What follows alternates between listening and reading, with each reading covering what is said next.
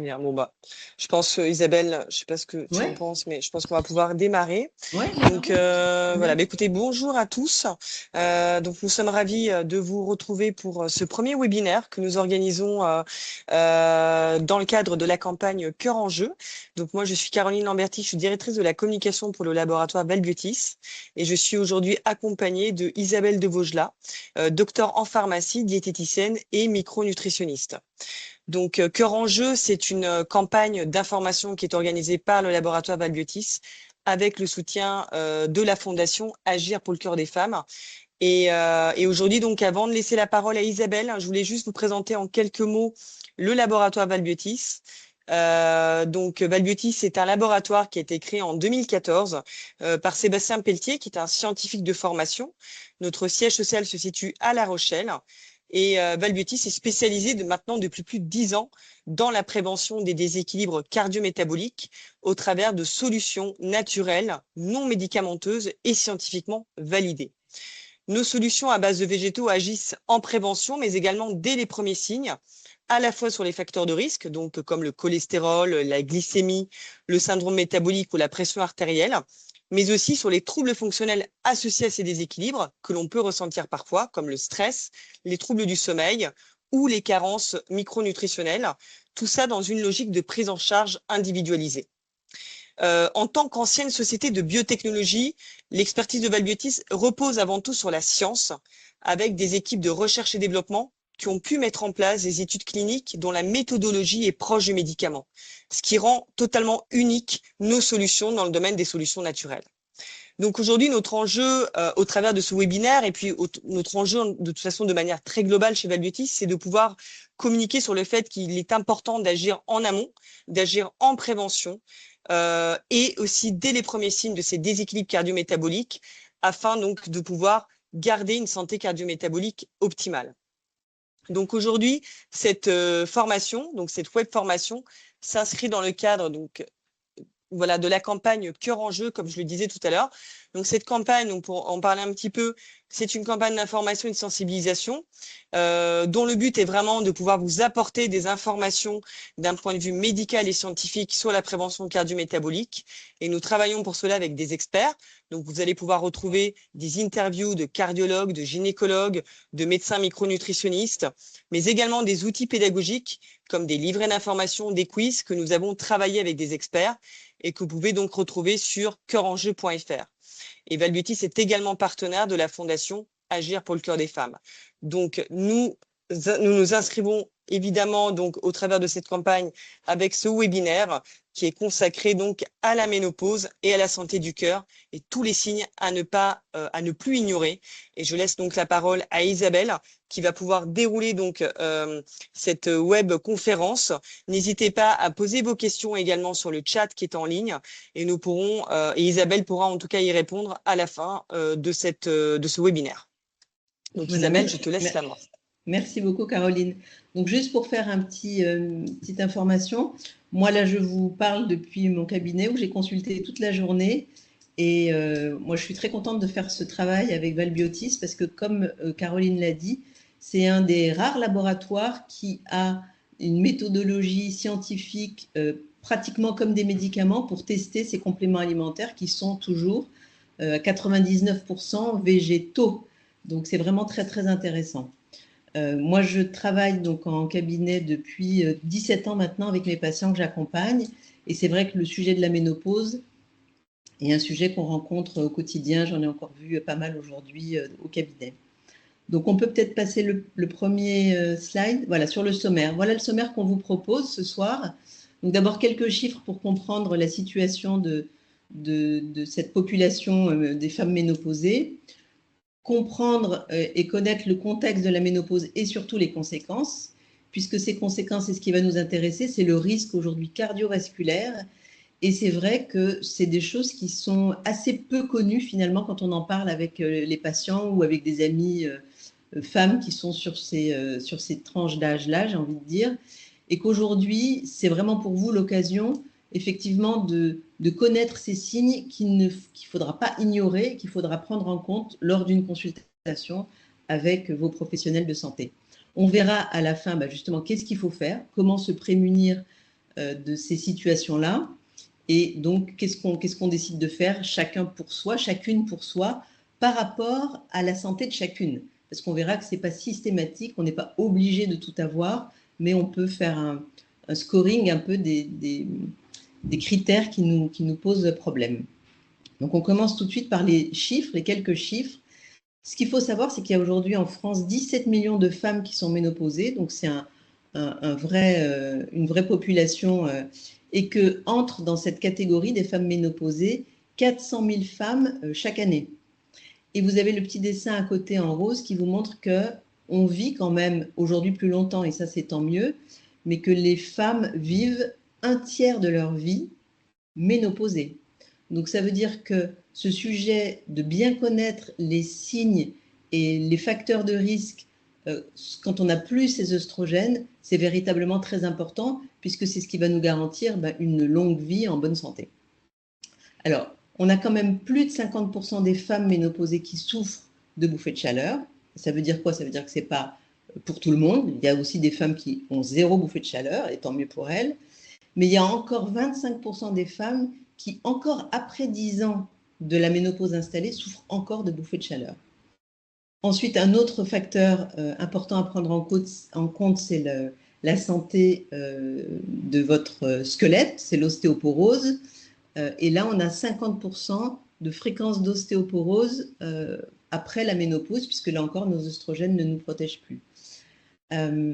Le coefficient multiplicateur de la fréquence des accidents coronariens à la ménopause, c'est multiplié par 2. Ça veut donc dire que quand on entre en ménopause, il y a ce facteur de risque cardio-métabolique dont on a parlé et dont on va parler encore, et que 50% des femmes font de l'hypertension. Donc on voit quand même que c'est un sujet, c'est pas 5 ans de sa vie ménopausée, c'est un tiers de sa vie, donc c'est quand même pas négligeable, et qu'on a un certain nombre, déjà on voit, de facteurs qui font que notre qualité de vie, finalement j'ai envie de dire, notre qualité de vie va changer. On peut voir le slide suivant. Alors, le risque cardiovasculaire, déjà ce qu'il faut savoir, et j'ai bien aimé le repositionner pour vous, c'est que le cœur des femmes n'est pas le cœur des hommes.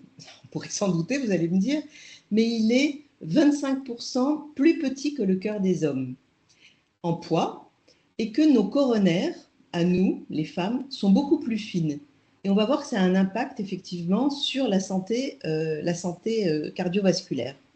Donc comme on est plus sous influence des œstrogènes, eh bien, ce facteur d'un cœur différent va avoir un impact sur ce qui va arriver avec le temps. Donc ce qu'on sait, c'est qu'aujourd'hui, finalement, en 2023, c'est le chiffre de 2023, les décès de maladies cardiovasculaires, numéro 1, ce sont les femmes. Alors que quand on parle santé du cœur, on pense souvent aux hommes, les accidents vasculaires, les crises cardiaques, etc. On pense comme ça dans notre imaginaire plus aux hommes. En fait, c'est d'abord les femmes qui meurent d'un problème cardio. C'est la deuxième cause de mortalité chez la femme en France. D'accord ? Donc ça, c'est les bulletins d'épidémiologie 2025. Donc c'est quand même très, très important. Et c'est pour ça qu'on va voir que quand on est en connaissance de cause, c'est-à-dire quand on connaît ces facteurs de risque, il y en a beaucoup qui sont évitables de ces décès. Donc près de 40% des femmes après 55 ans ont un excès de cholestérol, et on va voir pourquoi.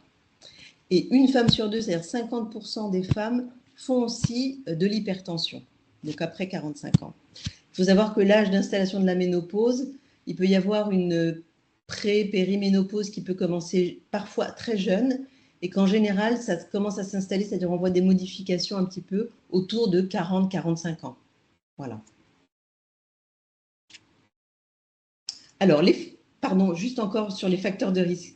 Pardon, excusez-moi. Donc là, j'aime bien aussi ce slide à droite. Vous voyez les bullet points en bleu, là. Donc, vous avez les facteurs traditionnels qu'on connaît, c'est-à-dire le tabac, le diabète et la tension, l'hypertension, on en a parlé, ont des facteurs multiplicateurs de risque cardiovasculaire pour les femmes. Ça, c'est ce qu'on connaît. On connaît chez les hommes, c'est aussi valable chez les femmes. Après, il y a des facteurs hormonaux, évidemment, puisqu'on est des femmes, mais ces facteurs hormonaux, alors bien sûr à la ménopause, puisqu'on a moins d'œstrogènes, on va le voir dans le slide suivant, mais ça peut avoir une influence, c'est-à-dire dès l'installation, j'ai envie de dire, de la puberté. C'est-à-dire le fait de prendre une contraception œstroprogestative, le fait d'avoir des complications hormonales à la grossesse, le SOPK, le syndrome des ovaires polykystiques, l'endométriose, une pathologie inflammatoire, ou l'insuffisance ovarienne prématurée, tout ça, ce sont des pathologies qui sont sous l'influence des hormones et qui peuvent avoir une répercussion à l'âge de la ménopause. Donc ça aussi, c'est important à avoir en tête pour pouvoir en parler à son professionnel de santé, son médecin généraliste, son gynéco ou autre. Et on a, alors là, des facteurs émergents. Franchement, moi, je ne le connaissais pas, donc je trouve que c'est très intéressant aussi de l'avoir en tête. Mais ça s'explique assez facilement. En fait, c'est toutes les pathologies inflammatoires, toutes les maladies inflammatoires, que ce soit la spondylarthrite rhumatoïde, la polyarthrite, les maladies auto-immunes, ou je pense aussi aux maladies inflammatoires chroniques de l'intestin, les MICI, les migraines. Alors les migraines, spécifiquement, c'est elles qui ont été retrouvées dans les méta-analyses avec aura, sont des facteurs aussi de risque des maladies cardiovasculaires. Et puis le dernier facteur, on appelait autre facteur, c'est justement le fait de ne pas savoir tout ça. C'est un peu la mauvaise connaissance ou la méconnaissance. Et c'est l'objet de la campagne de Valbiotis avec la Fondation Cœur des Femmes et la précarité ou des environnements. Dans l'environnement, on met aussi toute l'influence des perturbateurs endocriniens qui peuvent aussi avoir un rôle au niveau hormonal et par rapport derrière à la santé cardio-métabolique. Donc véritablement, tous ces facteurs-là, donc ce qui est important, je trouve, c'est de savoir ce que vous savez déjà et sur ce que vous ne saviez pas, ce que vous découvrez ce soir, c'est de voir en quoi ça pourrait vous impacter et en quoi c'est important de le prendre en compte dans les consultations futures que vous ferez avec vos professionnels de santé. Le slide suivant. Voilà. Donc, le rôle des hormones dans le risque cardio-métabolique, on le sait, et c'est vrai que moi je suis nutritionniste, donc les femmes viennent souvent me voir pour cette augmentation de poids progressive, et j'ai envie de dire que ça, alors, si on prend des chiffres un peu globaux de la population, 60% des femmes prennent en moyenne entre 4 et 5 kilos à l'âge de la ménopause. Alors, bien sûr, ce n'est pas du jour au lendemain, ça s'installe progressivement. C'est-à-dire qu'on voit s'installer souvent une petite bouée, comme les femmes me disent, elles me décrivent ça directement sous l'estomac, là au niveau du nombril, et c'est vrai que c'est là que ça s'installe. Pourquoi? Parce que le fait de ne plus être sous les œstrogènes, et vous voyez en vert comment les œstrogènes diminuent avec l'âge, il y a ce qu'on appelle une redistribution de la masse grasse au niveau abdominal. C'est-à-dire qu'on pouvait avoir de la masse grasse au niveau des jambes, par exemple, au niveau fémoral, et on voit que ça s'affine légèrement. Et par contre, cette petite bouée qui va s'installer autour du nombril va apparaître très progressivement. Et les femmes souvent ne comprennent pas parce qu'elles disent « je ne comprends pas, je n'ai pas changé ma façon de manger, je travaille pareil ». Vraiment, c'est le point d'interrogation. Et en fait, la réponse à cette interrogation, c'est qu'effectivement, n'étant pas protégées par ces œstrogènes, les œstrogènes géraient un peu cette masse grasse de façon différente. Et là, on a une accumulation au niveau abdominal. Ce qui est aussi un facteur important, c'est ce qu'on appelle l'insulinorésistance. C'est quoi? C'est qu'en fait, avec l'âge, l'insuline est moins efficace et on va avoir des taux de glycémie, donc des taux de sucre dans le sang qui vont rester un petit peu hauts. Et bien sûr, vous le savez, que quand on a des glycémies un peu hautes au niveau sanguin, alors bien sûr, ça peut arriver sur un diabète, éventuellement diabète de type 2, mais surtout, ça favorise la prise de poids. Donc, c'est là qu'il va falloir qu'on revoie, et on va en parler tout à l'heure, notre alimentation. Mécaniquement, on a aussi une augmentation, et alors, ce n'est pas de chance, c'est du LDL cholestérol. Pourquoi? Parce que ce qu'il faut savoir, c'est que les hormones, la molécule de base de l'hormone, des œstrogènes, c'est le cholestérol. Donc, si mon corps ne fabrique plus d'œstrogènes, j'ai envie de dire par impact, par ricochet, on va avoir un impact sur le cholestérol. Et c'est le LDL cholestérol qu'on appelle, comme ça en grand public, un peu le mauvais cholestérol. Alors, il est à surveiller ce cholestérol parce qu'en fait, c'est le cholestérol qui est oxydé qui est vraiment à surveiller.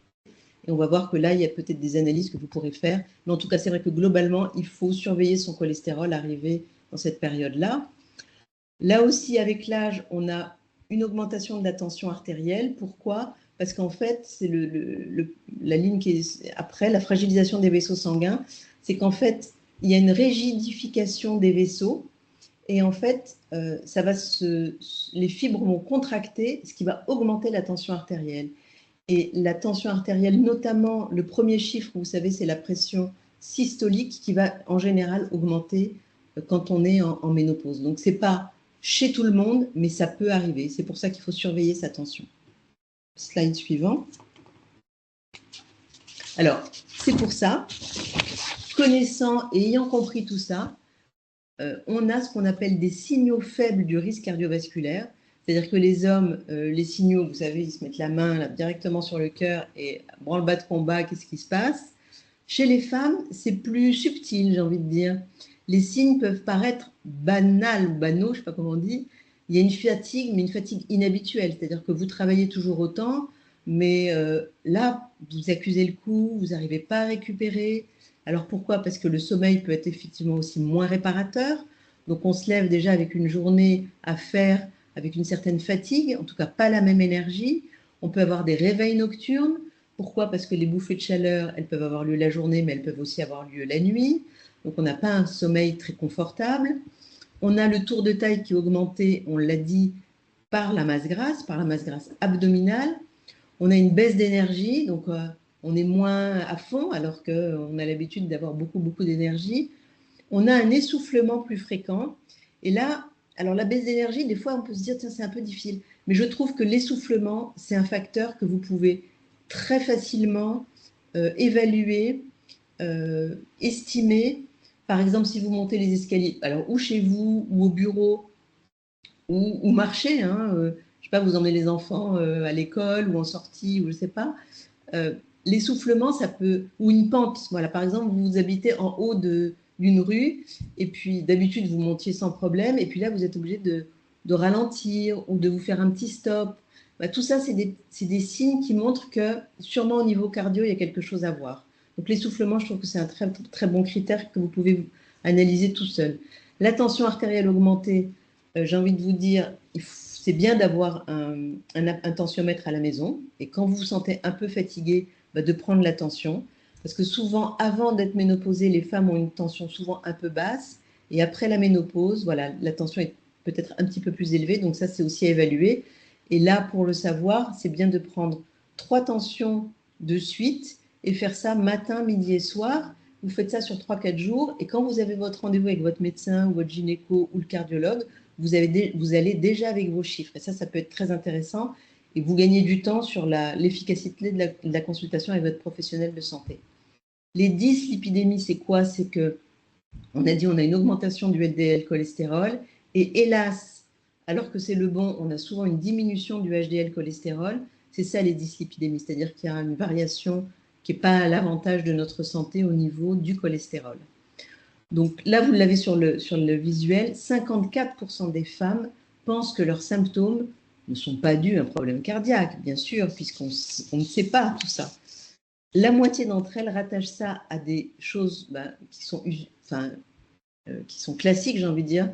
On a un problème de digestion, c'est pour ça qu'on a mal dormi, on a une indigestion, ou on est trop stressé, on a trop de boulot, les enfants nous posent des soucis, ou le mari, ou les amis, enfin bon. On a toujours une bonne raison pour dire c'est pas possible, c'est pas le cœur. Et pourtant, c'est le slide suivant. Comment s'en prémunir? Comment s'en prémunir? Merci. Comment s'en prémunir? C'est justement connaître ces facteurs de risque. Donc maintenant, on les connaît. Surveiller les facteurs de risque connus. Donc on a dit le tour de taille, c'est-à-dire la graisse abdominale. Et là, je vous ai mis un petit visuel où vous avez d'un côté graisse viscérale et graisse sous-cutanée. Ce qu'il faut savoir, c'est que quand on dit la graisse abdominale, c'est un peu les deux, parce qu'on ne sait pas trop évaluer laquelle ou laquelle. Mais ce qui est le plus important, c'est la graisse viscérale. Pourquoi? Parce que c'est la graisse qui entoure les organes vitaux. Et là, ça provoque, puisque ce tissu graisseux est un tissu toujours pro-inflammatoire, et qu'un tissu inflammatoire autour des organes nobles, c'est jamais bon. Donc c'est pour ça qu'il faut surveiller son tour de taille. Et quand on commence à plus pouvoir boutonner son pantalon ou que sa chemise, il y a un petit problème, les boutons pètent, des choses comme ça, là, ça veut dire qu'on a le tour de taille qui est augmenté. Et là, il ne faut pas rester comme ça. Il va falloir faire un certain nombre de choses qu'on va voir tout de suite. Mais c'est un vrai facteur de risque qu'il faut surveiller. C'est pas normal. Vous voyez comme moi dans la rue des petites dames qui sont cubiques, hein, qui ont le gros ventre, des petites cannes toutes minces. Ça, c'est des femmes qui n'ont pas pris en compte ce facteur de risque et on sait que c'est préjudiciable aux pathologies cardiovasculaires. La tension artérielle, on en a parlé, donc à surveiller. Le stress chronique, alors là, ça c'est très embêtant parce que le stress chronique, ça va générer du cortisol et on sait que le cortisol, ça met un peu la pagaille dans tous les métabolismes. Ça vous fait augmenter votre glycémie. C'est pro-inflammatoire. Ça peut mettre aussi le bazar au niveau de la thyroïde. Donc vraiment, le stress chronique, quelqu'un qui se sent toujours sous stress, on peut faire là aussi des analyses pour savoir où on en est de sa production de cortisol. Et bien sûr, ça peut aller jusqu'au burn-out. Donc là, le burn-out, on est couché, on peut plus rien faire. Mais le stress chronique avec production de cortisol au plafond, c'est vraiment un facteur de risque aussi à prendre en compte. La qualité du sommeil, on a dit que ça pouvait être empêché par les bouffées de chaleur, mais pas uniquement. On a un sommeil plus léger, j'ai envie de dire, avec la ménopause. Et on sait que le sommeil, il est essentiel justement pour réguler notre métabolisme et pour réparer globalement le corps. On sait aussi que pour mincir, par exemple, si on n'a pas un sommeil de minimum 6 heures, ça va commencer à être compliqué. Donc là aussi, la qualité du sommeil, ça s'évalue, on peut en discuter. Les gens, par exemple, qui font des apnées du sommeil, c'est souvent lié aussi à une prise de poids, ils peuvent être appareillés après des consultations bien sûr spécifiques pour auditer cette qualité du sommeil. Donc il ne faut pas rester avec un sommeil de mauvaise qualité en se disant ça a toujours été, c'est pas grave, c'est comme ça. Non, ça se traite. Aujourd'hui, il y a des solutions, il faut prendre ça en compte. L'activité physique, elle est absolument essentielle et ça, c'est ce sur quoi on peut soi-même agir, tout simplement, soit en prenant une paire de tennis en allant marcher, soit en s'inscrivant à une salle. Alors, ce n'est pas forcément des salles pour faire de la gonflette, mais c'est plutôt des salles qu'on appelle les salles d'activité physique adaptée et où vous aurez des coachs qui sont formés spécifiquement à prendre en charge des personnes qui peuvent avoir des pathologies ou ce qu'on appelle en prévention primaire, c'est-à-dire avant d'avoir un problème cardiovasculaire, bien sûr, vont pouvoir adapter l'activité physique qu'ils vont vous proposer par rapport à votre souplesse, à votre endurance, à votre embonpoint, enfin voilà, ou pas. Voilà, ils vont pouvoir adapter, vous proposer un parcours pour évoluer, pour vous améliorer au niveau de l'endurance. Et quand on améliore son endurance, son cardio, on va aussi aller piocher dans la masse grasse abdominale. Donc tout ça, tout est lié. C'est pour ça que c'est important de comprendre comment ça fonctionne. Le cholestérol, on en a parlé. Il faut faire un bilan régulièrement. Et là, j'ai envie de dire que souvent, le médecin, moi je travaille dans un cabinet de groupe et les médecins, en général, m'envoient les patients quand ils voient qu'il y a un cholestérol qui commence un peu à augmenter, qui est un peu en dehors des clous, pour dire aux patients, vous avez 3 mois pour régler le sujet. Et là, c'est très intéressant parce qu'on peut travailler sur l'alimentation et on peut accompagner de certains compléments nutritionnels, et il y en a notamment chez Valbiotis qui sont très intéressants, qui sont des plantes et qui vont vous permettre de réguler le mauvais cholestérol. Et avec l'alimentation, on va pouvoir au contraire augmenter le bon cholestérol, le HDL. Donc ça, c'est vraiment un facteur à prendre en compte. Et si on arrive à solutionner le problème et que le médecin, après les 3 mois, fait son bilan et qu'on a à nouveau un retour à la normale, on sera content, le médecin sera content et la patiente en l'occurrence sera très contente. La glycémie, on en a parlé. La glycémie, c'est ce qu'on appelle l'insulino-résistance, c'est-à-dire que ça va nous augmenter une glycémie. J'ai vu un patient aujourd'hui, ça fait 10 ans, qui flirte avec les 1,25 grammes par litre en glycémie à jeun. Glycémie à jeun, c'est toujours le reflet de ce que vous avez fait la veille, mais quand même, l'hémoglobine glyquée, c'est-à-dire la vision rétroviseur que vous avez sur 3 mois, était aussi très haute. Donc là, pareil, il ne faut pas laisser une glycémie s'installer de façon trop haute parce que ça a des répercussions aussi au niveau cardiométabolique.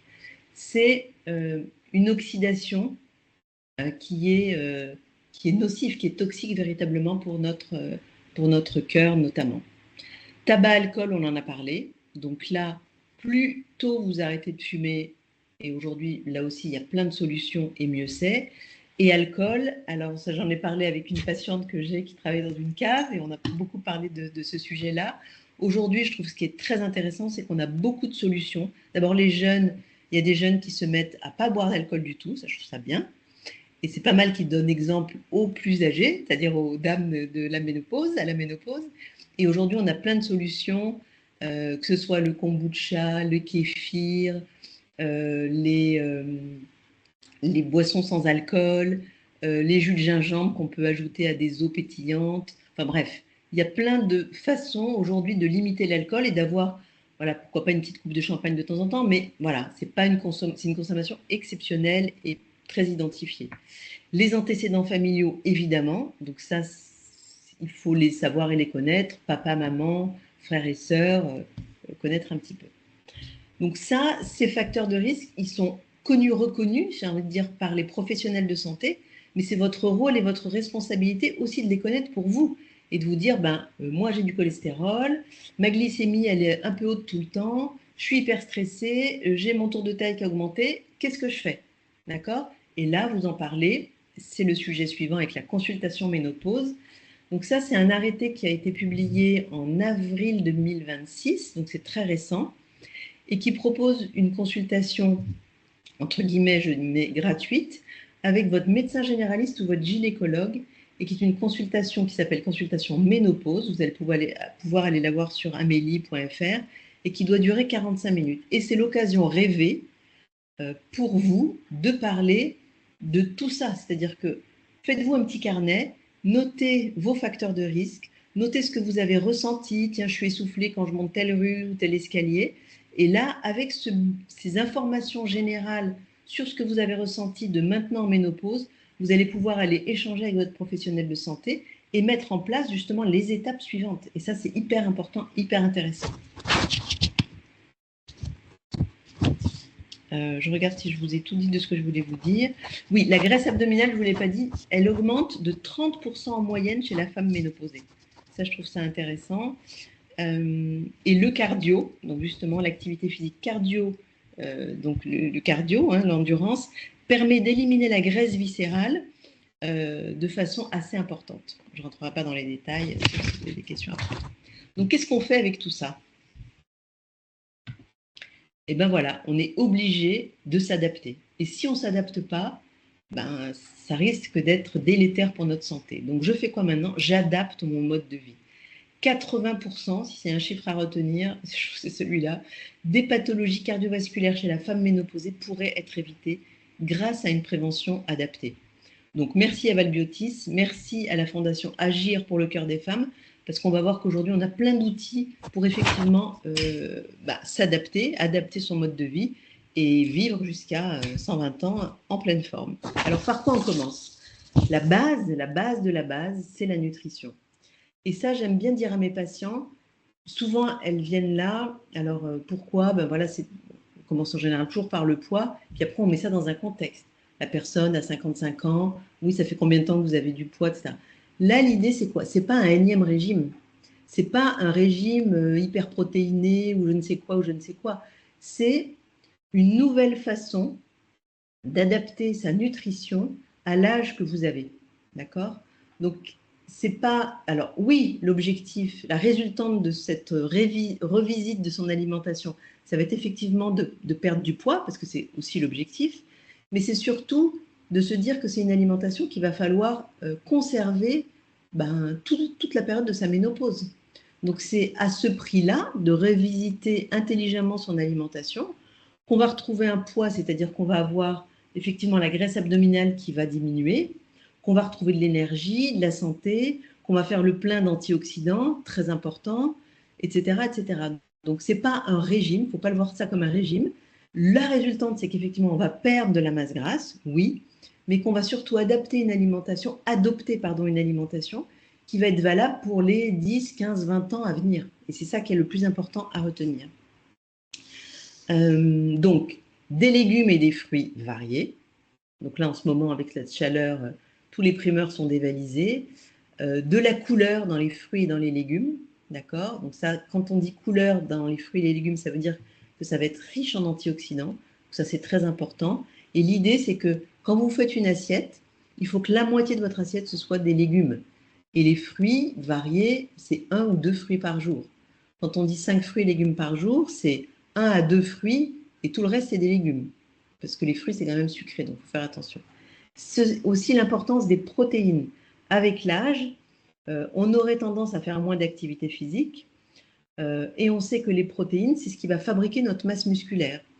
Et avec l'âge, on fabrique moins facilement cette masse musculaire. Donc ça veut dire qu'il nous faut les 1,5 g par kilo de poids de protéines. Alors elles peuvent être animales, elles peuvent être végétales, mais il nous faut des protéines dans l'alimentation. Il y a un patient aujourd'hui qui m'a dit encore, mais je croyais qu'il fallait pas manger de protéines le soir. Pourquoi? Je veux dire, des espèces d'idées reçues maintenant sur moins de viande. Alors, moins de viande, ça peut être tout à fait justifié, mais c'est pas parce que c'est moins de viande que c'est pas de protéines. Il faut quand même faire le distinguo. Des petits poissons gras, ça c'est très important parce qu'on va faire le plein d'oméga 3. Vous le voyez après dans le slide un peu plus loin, les huiles olive et colza. Et les oméga 3, dans le cadre des pathologies cardiovasculaires, sont très importantes parce qu'elles sont anti-inflammatoires. Et les petits poissons gras, c'est quoi?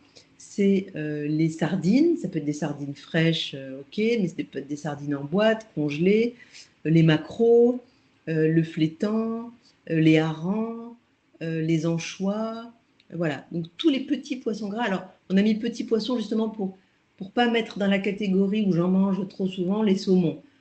Les thons, je pense qu'on a déjà fait l'impasse parce qu'ils sont trop riches en métaux lourds. Mais le saumon, il faut aussi faire attention à la qualité. Et voilà, c'est pour ça qu'on préfère dire petit poisson gras, ça préserve les océans. Huîtres et coquillages, c'est très intéressant parce que c'est riche en minéraux, c'est aussi des protéines. Et ça, c'est toujours bien. Les huiles olive, c'est l'huile de cuisson. On ne cuisine pas au beurre, bien sûr, on cuisine à l'huile d'olive quand il y a besoin d'une huile. Les vinaigrettes, c'est un mélange d'huile, olive et colza. Et colza, il vous faut au moins 1 cuillère à soupe par jour que vous pouvez mettre le soir sur vos aliments. Une huile aussi riche en oméga 3, c'est l'huile de cameline ou de lin. Et ça peut être 1 cuillère à café. Pourquoi? Parce qu'elles sont encore plus riches en oméga 3. Colza, cameline et lin, il faut les conserver au réfrigérateur quand vous les avez ouverts, parce que sinon ça s'oxyde.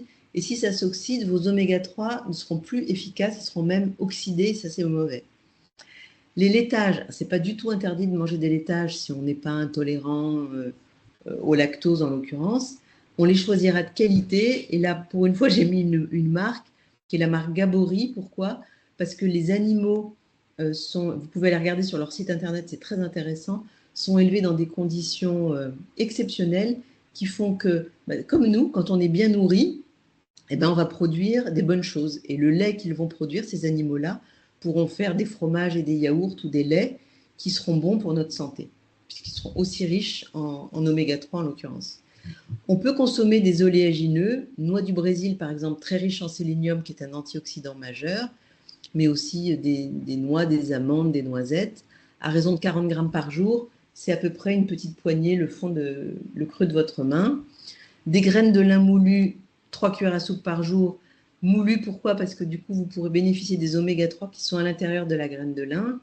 On pourra mettre aussi des germes de blé, riches en vitamine B, de la levure de bière, des prébiotiques, voire des probiotiques qui vont aussi entretenir notre santé intestinale, qui est essentielle à notre métabolisme. Et on voit aujourd'hui que la santé intestinale, elle a des répercussions au niveau global métabolique, au niveau du système nerveux, donc très très important. Le slide suivant. Alors,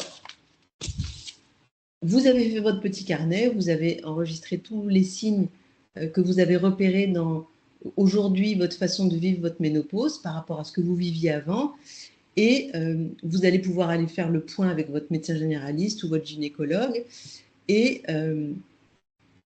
avoir des critères qui sont importants au niveau médical, d'accord? Donc là, qu'est-ce que va vous faire le médecin?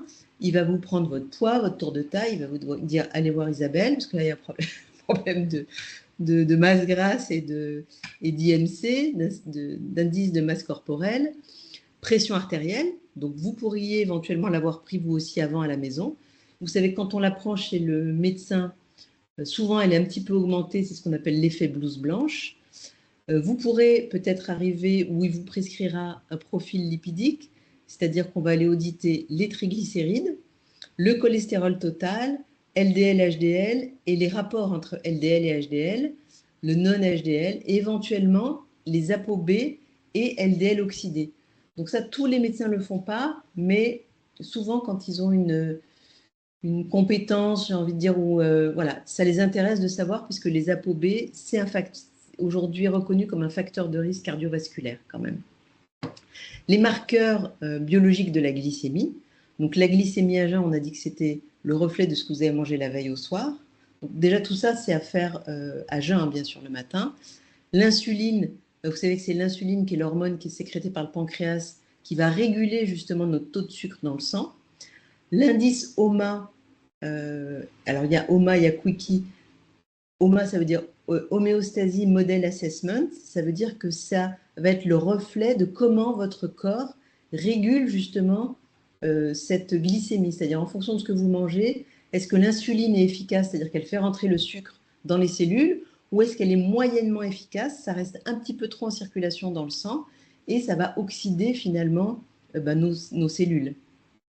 Éventuellement l'HbA1c, on a dit ça, ça veut dire hémoglobine glyquée, c'est en fait le reflet de 3 mois de votre comportement vis-à-vis de la consommation des glucides en général. Donc dans le glucide, il y a les sucres, bien sûr, mais il y a aussi tous les féculents et les aliments qui contiennent des sucres. Je vois qu'il est 7h10, je vais essayer d'accélérer.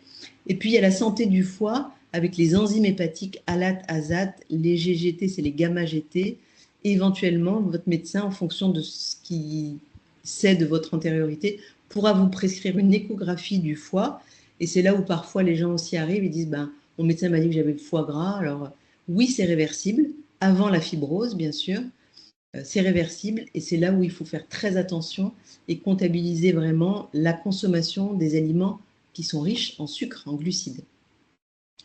Il pourra aussi vous faire une évaluation du risque cardiovasculaire avec le score 2.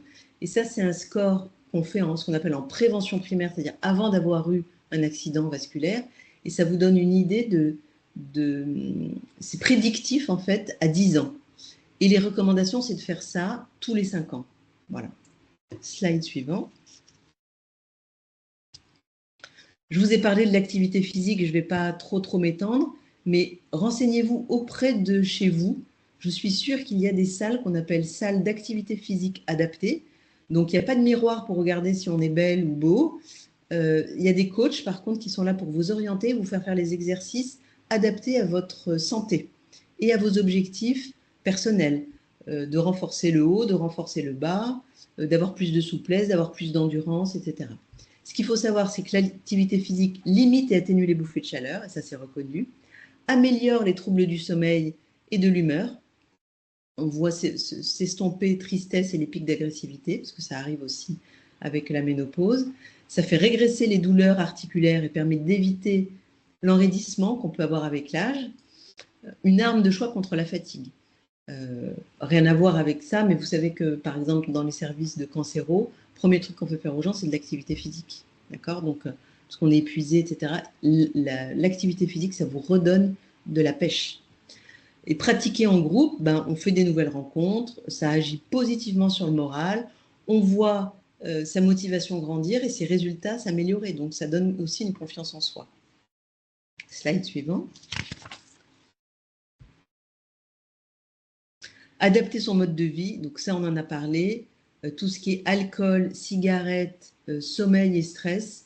Donc là, il faut identifier les problématiques. Stress, d'où ça vient. Il y a aujourd'hui plein de méthodes, j'ai envie de dire non invasives, hein. La respiration, la méditation, la cohérence cardiaque, Le sommeil, est-ce qu'on fait des apnées du sommeil? On peut faire un bilan sur.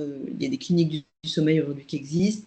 Et tabac, aujourd'hui en pharmacie, il y a plein d'outils pour vous aider à réduire, voire à arrêter le tabac progressivement. Ou la lecture du livre, ce soir j'arrête le tabac, il paraît que dès qu'on l'a lu, on arrête. Donc, voilà, ça c'est très très important parce qu'on a vu que c'est des facteurs multiplicatifs du risque cardiovasculaire. Les slides suivants, voilà.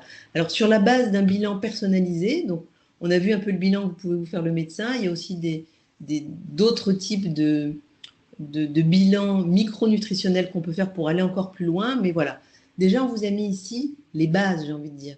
Quand on a un déséquilibre triglycérides et LDL, il faut diminuer les graisses saturées. Les graisses saturées, c'est tout ce qui est animal, d'accord? Donc les viandes rouges, évidemment, les plats préparés industriels, évidemment, les acides gras trans, c'est tout ce qui est industriel.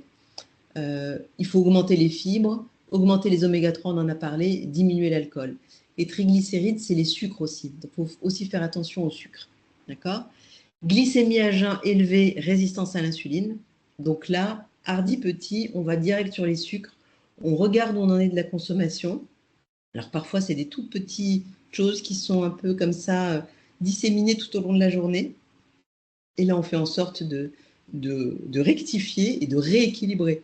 Il ne s'agit pas de se dire je vais avoir faim parce que je ne vais plus manger ça. Non, je vais manger des aliments qui, au contraire, vont me donner de l'énergie et de la satiété. Et je vais éviter d'avoir ces petits ajouts qui sont mauvais pour la santé. Vraiment, les sucres tout au long de la journée, c'est toxique. Hein.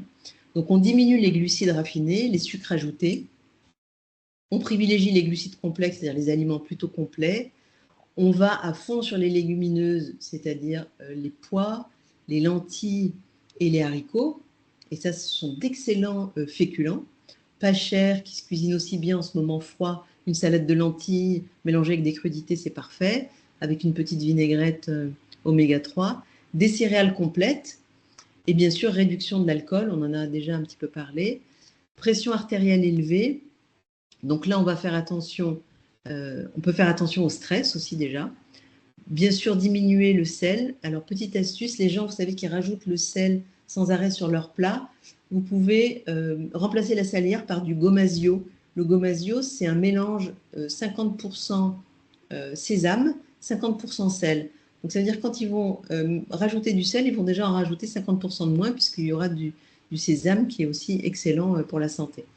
Augmentation des fruits et des légumes et des aliments riches en potassium. Donc la banane, par exemple, abricots, les noix, les noisettes, tout ça sont riches en potassium. Et augmenter les apports en fibres, diminuer l'alcool, là à nouveau. Et peut-être veiller aussi au stress, faire peut-être attention aussi à des prises de magnésium qui peuvent aider pour un peu réguler ce stress. C'est un peu la phrase suivante, possibilité de produits de santé naturels à l'efficacité prouvée cliniquement. Et là, j'ai envie de vous dire, toute petite minute de pub, allez sur le site valbiotis.com. Vous allez voir, il y a un certain nombre de produits qui sont véritablement très intéressants avec toutes les études à l'appui. Et j'avoue que ça fait quand même d'excellents résultats. Les patients sont très, très contents. Et ça peut être surtout le moment de, en fait, la parenthèse avant d'aller vers des médicaments. Donc, merci pour le slide de synthèse. Ménopause et santé du cœur, agir au plus tôt, ne pas banaliser les signaux faibles, c'est-à-dire enregistrer ce que vous avez constaté de différent chez vous, pouvoir en parler et agir au plus tôt, c'est-à-dire n'attendez pas qu'on vous prescrive un médicament pour réguler un cholestérol qui est un peu élevé. Regardez déjà au niveau alimentaire avec votre nutritionniste, essayez des compléments qui sont validés et après, si nécessaire, il y aura bien sûr les médicaments qui sont là aussi pour nous aider, pour nous permettre de rester en bonne santé. J'étais un peu longue, je crois. Merci beaucoup Isabelle. C'était très intéressant et donc là je propose parce qu'on a quelques petites questions là qui sont sur le chat que je puisse en sélectionner quelques-unes. Donc si tu peux y répondre. Par exemple, c'est quels aliments doit-on éviter au quotidien? Alors, numéro 1, s'il vous plaît, évitez tous les aliments industriels. C'est-à-dire, c'est quoi un aliment industriel? C'est dans un paquet et vous regardez au dos la liste des ingrédients, s'il y a plus de 4 ou 5 ingrédients, ou s'il y a un nom d'un produit que vous ne connaissez pas, vous reposez gentiment sur l'étagère. Pourquoi? Parce que ça va être plein d'acides gras saturés à tous les coups. Parce que qui dit acide gras saturé dit date de péremption longue, et les industriels préfèrent avoir des dates de péremption longues parce que du coup c'est facile à vendre, d'accord? Et qu'est-ce que je veux dire, et des acides gras saturés, des acides gras trans, que notre corps ne sait pas métaboliser. Donc s'il y a une catégorie d'aliments à éviter, c'est vraiment les aliments industriels. Et après, en deux, puisqu'on a parlé beaucoup de glycémie, c'est les aliments, c'est les sucres rapides. Donc les friandises, les bonbons, les sirops d'agave, sirop de fructose, soda, etc. Tout ce qui est sucré, il faut garder le sucre comme un plaisir une fois de temps en temps. C'est pas interdit, mais il ne faut pas que ce soit toute la journée. Et si vous en mangez toute la journée, c'est qu'il y a un problème et qu'il faut réviser votre alimentation avec un nutritionniste. Très bien. À quelle fréquence faut-il faire un bilan? Alors, le bilan, c'est un bilan sanguin, vous voulez dire, tu veux dire? Oui, un Oui. bilan sanguin et peut-être un bilan aussi peut-être nutritionnel. Là, j'ai envie de dire, ça dépend des gens parce que chacune, chacune va vivre sa ménopause de façon différente. C'est-à-dire qu'en fonction des facteurs, par exemple les antécédents familiaux, si on a des antécédents familiaux costauds, très présents, on va faire un bilan, par exemple, tous les ans. Alors,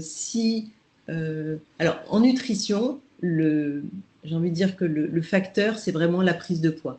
C'est-à-dire que quelqu'un qui voit une prise de poids qui s'installe, qu'on ne connaît pas, ben, il va falloir faire un accompagnement pour réviser son alimentation. Et après, ben, soit on a compris, intégré, on arrive à maintenir, et si on n'a pas maintenu et que ça repart à la hausse, et ben, on refait un point. Peut-être des choses qu'on a laissé passer à nouveau.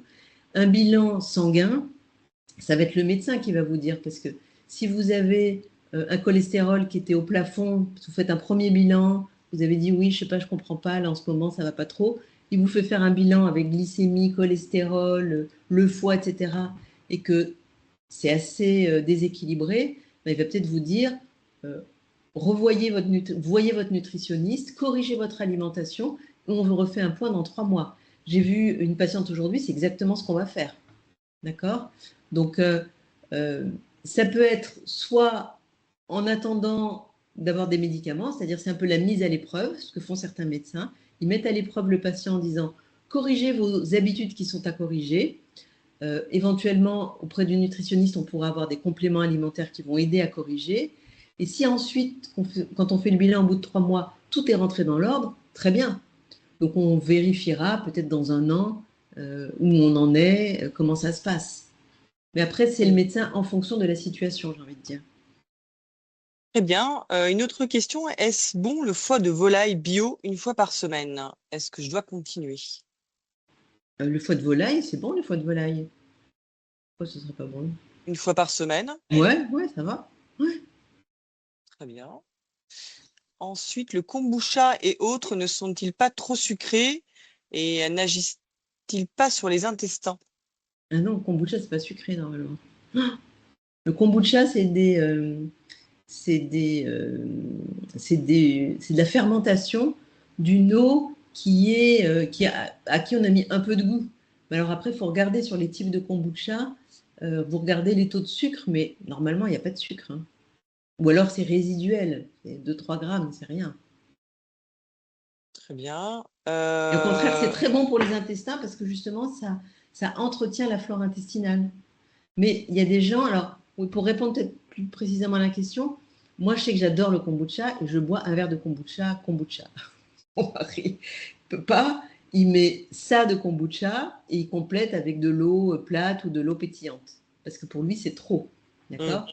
Donc essayez peut-être avec un petit peu au début, puis vous augmentez progressivement. Mais voilà, après, il faut avoir un intestin solide pour se faire le verre de kombucha direct. d'accord. Quel petit changement peut avoir le plus d'impact rapidement? Alors, tout dépend ce qu'on veut, qu'est-ce qu'on veut comme impact. C'est-à-dire que est-ce que c'est le poids? Est-ce que c'est la résistance à l'insuline? Est-ce que c'est le cholestérol? Est-ce que c'est les bouffées de chaleur? Est-ce que c'est le stress? Après, j'ai envie de dire, c'est que identifier bien, moi je disais à mes patients, 1, 2, 3, c'est-à-dire quel est le facteur qu'on veut voir modifier absolument en priorité. C'est-à-dire si quelqu'un vient et me dit, bon, mon cholestérol, c'est pas terrible, mais alors regardez mon tour de taille, là, ça va pas du tout, j'ai pris 10 cm en quelques mois, je comprends pas, etc. Bon, on va tout mettre sur ce sujet-là. Et en mettant sur ce sujet-là, on va faire des analyses éventuellement complémentaires et on va aller corriger l'équilibre, notamment au niveau des aliments riches en glucides. On va manger à index glycémique bas, par exemple. On va laisser du temps au corps pour aller utiliser les stocks. On va mettre en place l'activité physique. Donc, on va, en fonction de chacun, c'est-à-dire quelqu'un qui me dit, par exemple, j'ai eu une patiente aujourd'hui, glycémie très haute, glycémie à jeun très haute, toujours très limite, hémoglobine glyquée très très limite, pourtant pas tant de ça que de prise de poids. Mais je regarde son activité physique au taquet, franchement beaucoup d'activité physique. Donc ça veut dire quoi? Ça veut dire que ce déséquilibre de son alimentation n'a pas impacté complètement ce qui aurait pu être le cas si elle ne faisait pas d'activité physique, c'est-à-dire on a un tour de taille légèrement augmenté, mais il n'y a pas de drame, d'accord? Par contre, le fait d'avoir une glycémie tout le temps augmentée, c'est invisible, c'est comme le diabète, c'est invisible, mais ça oxyde tout l'intérieur. C'est comme si, à terme, il y avait de la rouille dans tout le corps et au niveau des vaisseaux notamment. Du LDL oxydé, on va directement vers une plaque d'athérome qui va se détacher, qui va faire un accident vasculaire. Donc, c'est tout ça qu'il faut expliquer. Donc, le plus petit effort pour le maximum d'impact, j'ai envie de dire, quel est l'objectif, qu'est-ce qu'on veut et qu'est-ce qu'on va mettre en place. Il faut avoir la global picture, comme on dit, pour savoir quoi mettre en place. Parfait. Et on va peut-être prendre une dernière question. Doit-on éviter le lait de vache si ostéoporose avancée? Alors, l'ostéoporose, en fait, l'ostéoporose, alors je sais que les médecins, les gynécos, tout le monde nous bourre de calcium. J'ai habité au Japon. Alors, j'ai pas fait d'études épidémiologiques, mais on sait que les Japonais qui ne boivent pas de lait, qui ne mangent pas de yaourt, ne font pas d'ostéoporose. Donc, ça pose quand même question. Alors, bien sûr, on sait que c'est quand on n'a plus nos oestrogènes. Le meilleur, alors là, si on parle de minimum d'effort pour maximum d'impact, c'est l'activité physique pour l'ostéoporose. Pourquoi? Parce que activité physique de contact, d'accord? Donc, ou de la course à pied, ou de la boxe, ou voilà, des choses de contact. Et là, votre coach en activité physique adaptée va pouvoir vous conseiller. Pourquoi? Parce que l'activité physique de contact, elle va aller en fait stimuler vos ostéoblastes, c'est-à-dire les cellules qui fabriquent la masse osseuse, et limiter l'activité des ostéoclastes, qui au contraire sont ceux qui vont détruire la masse osseuse. Donc, il faut, ok, on peut manger une portion de produits laitiers par jour, ou 2 portions de produits laitiers par jour, mais on n'est pas obligé de manger du lait de vache. Et il faut savoir quand même qu'il y a du calcium dans bien d'autres aliments que les produits laitiers. Dans tout ce qui est chou, par exemple, dans les oléagineux, c'est très riche en calcium. Les eaux minérales, alors vous allez me dire, on les métabolise moins, mais il y a aussi du calcium. Donc il ne faut pas être obnubilé par la question du calcium et des produits laitiers. On a plein d'autres façons de préserver sa masse osseuse, je vous dis, avec l'activité physique et une alimentation équilibrée, riche en calcium. Très bien. Mais écoutez, écoute Isabelle, je pense qu'on a pu faire le tour là des questions. Ça Donc va? encore une fois, merci. Et Oui, puis c'était bah clair, voilà, si ça vous va? avez, enfin, à mon sens, c'était très clair. Ah, voilà, n'hésitez pas si vous avez peut-être encore une petite question. Et sinon, on retrouvera de toute façon le replay et voilà, tous les contenus sur le site cœurenjeu.fr. Et nous restons bien sûr à votre disposition. Et encore merci, voilà, pour avoir participé à ce premier webinaire. Voilà, merci encore Isabelle. Et puis à très bientôt.